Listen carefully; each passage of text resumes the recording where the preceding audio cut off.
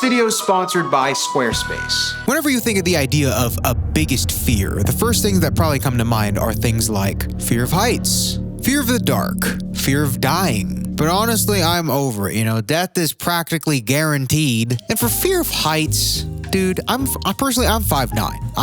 I've surrendered to the idea of height.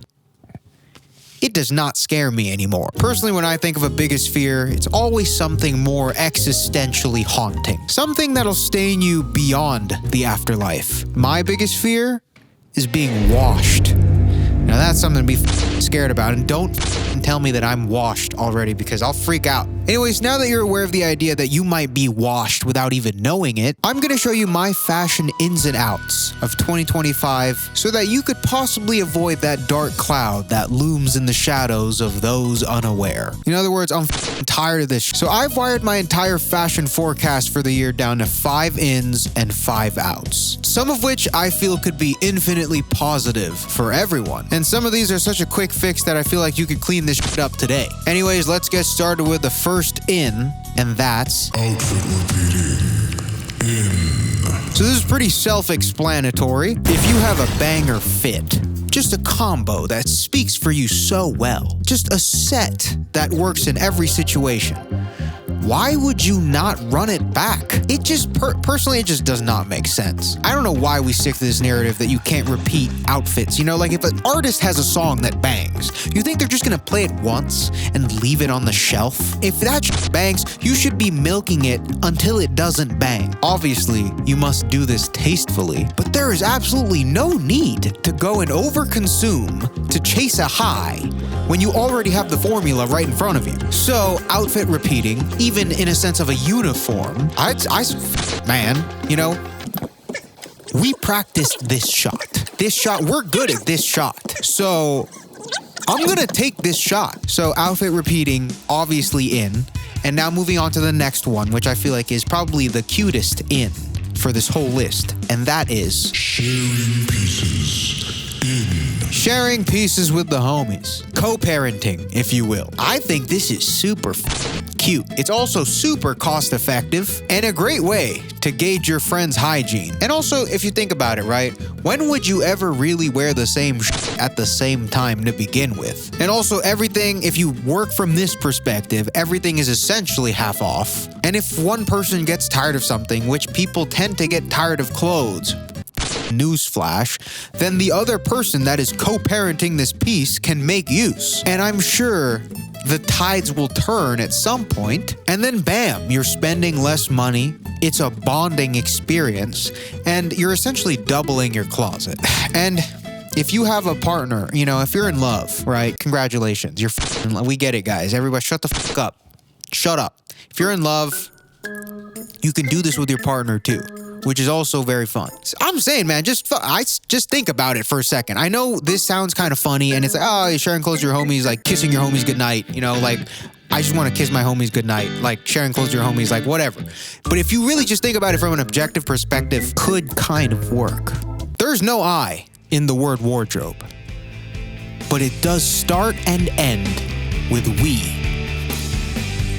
Banger, think about that for a second. That honestly is so good. I'm gonna kiss my homies goodnight. Next, we got our first out of the year, and it is binge buying out. None of this, guys. This has gotta go. You might think it's an efficient and exciting way to fast track your style, But in reality, you're kind of just burning through money without even realizing how much damage you're actually doing. And also, it is just a recipe for collecting a bunch of clothes that you're just gonna get tired of faster. Just take your time to be more calculated. Opt for more quality and patience as opposed to quantity and instant gratification. If you find yourself buying an entire wardrobe in one spree, chances are it's probably not gonna last. And you're gonna be holding on to a bunch of junk volume. So this stuff, binge buying, let's keep this to a minimum. If anything, let's stop doing this entirely. Now, the next in we have, it's probably the most controversial one on the list in terms of the way it's worded, at least, but I will explain myself. So for 2025,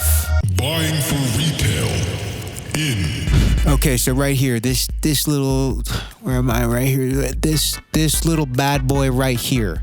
This ass asterisk, right? I put that there so I can explain myself. So ostensibly, the idea of buying for retail is probably one of the biggest no-nos when it comes to shopping for fashion. Why would you buy something full price when you can wait for it to go on sale or find it secondhand? Hey, I'm not telling you to buy something for full price. What I'm trying to say is when you're shopping, right, you should be in love with a piece and or maybe even just sure enough about a piece that you would buy it for retail. And also to just steer away from the idea of buying something just because it's on sale. And I know this is probably financially not the most efficient tip on here, but I think long term it's more responsible to get something you're absolutely in love with for retail as opposed to just settling for shit that you don't really care about just because it's on sale. Also, there's just something weird. Psychologically, when you buy something for retail, you're just more inclined to give it a shot and actually try and wear it compared to something that you just bought on sale because it was on sale and it's like, oh, you know, like this is a good deal. Like it's a good deal. And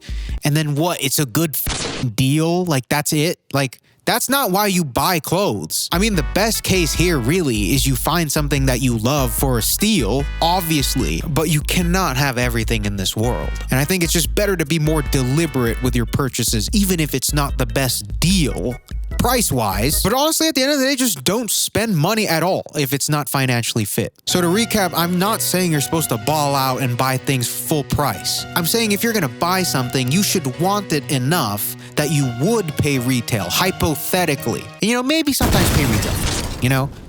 And now the next out on this list. Prada shades out. Okay, these ones right here.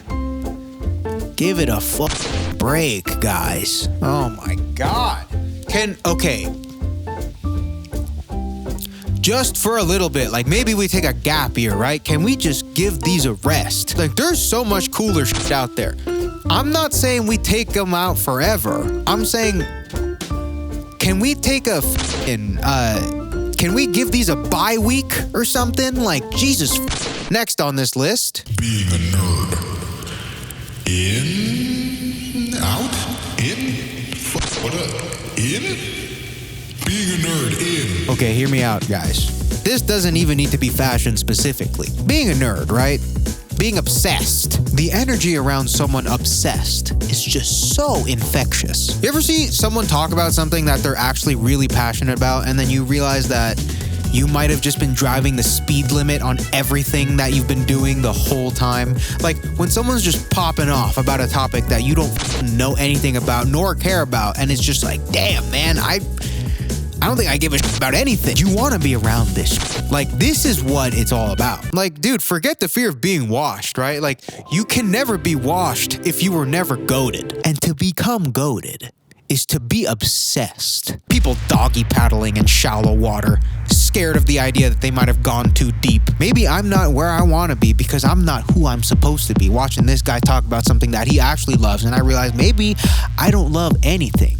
Maybe I'm just There's people out there doing cool shit, obsessed, getting really good at something, and I'm over here 10 hours deep into screen time thinking, look at this nerd, you know? Who's the real loser in this situation? Maybe if you took off the Prada shades, there might be something to be proud about.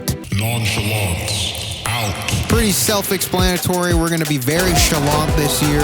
This photo, you know, like, again, this doesn't even necessarily need to be about fashion. I think that we should just be really chalant. Like, we'll give the Prada shades a break for 1 year, and we'll do really cool shit for 1 year, and then after, we'll assess if it was worth it, and then we can go back to picking between Prada shades and being successful in life. Guys, my cardiovascular age is 6.5 years younger than my actual age. I'm basically 21. In the next out of the year, we got another banger. Justifying style out. Okay, when I say justifying style, when I say this, I mean we should just drop the idea that you gotta explain every choice that you make. Just get out of the mindset that everyone has to understand why you are the way you are. Because I don't even know why I'm the way I am. So why the f we gotta rationalize shit that we don't even know anything about? If you think about it, it's kind of pointless. I think this year we ball out with this mindset right here.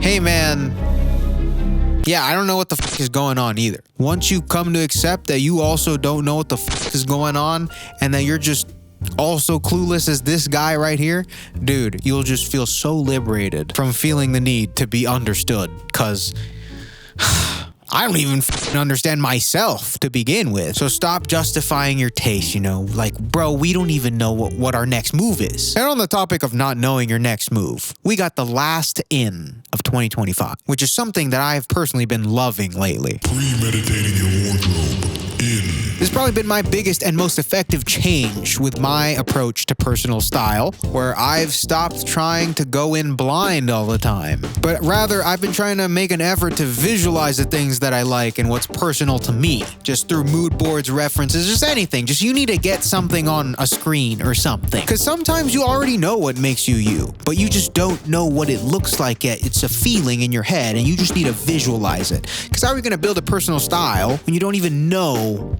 what these things look like yet? And once you start seeing these things and knowing what these things are, you can find the styling in the middle. Obviously, there's a lot of room for evolution with this method, which is, part of the game of personal style, really. But keeping this premeditative box in place just kind of gives you some direction. So you're not just buying a bunch of impulsive shit that makes sense now, but does not make sense for a greater personal style vision. It honestly just made shopping and styling just that much more easy and effective. And I know it sounds so corny. Like, dude, what am I, a fucking teenager? I'm a fucking teenage girl making a mood board for myself? Because that is exactly what is happening. There's no way around it. Like, you're making a mood board for yourself, which is kind of cute, but it is kind of corny. But I wouldn't put it in here if it did not work for me, because there's something about visual guidance that helps you say what you actually want to say. And that's why I've been working with the longtime sponsor of this channel, Squarespace, as it's never been easier to express what you're feeling through a fully functional website, mind you.